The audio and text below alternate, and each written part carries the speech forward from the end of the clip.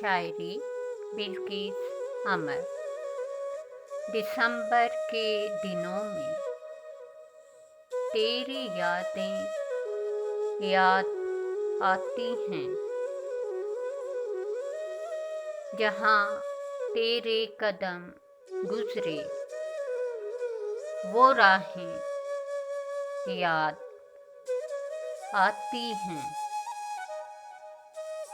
उन्हीं रास्तों से फिर चलकर तुम्हें हम याद करते हैं, जिन्हें सुनते रहे बरसों वो बातें याद आती हैं।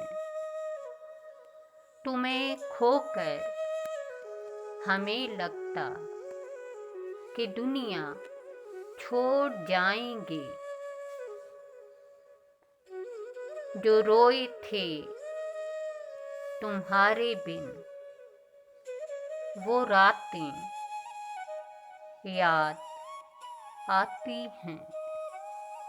बहुत मुश्किल संभलना था कि लगता फिर नहीं मुमकिन तुम्हारे हौसलों की फिर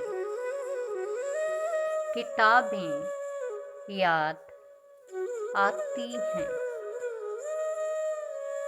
तुम्हारे ख्वाब पूरे हम करेंगे, है यकीन हमको।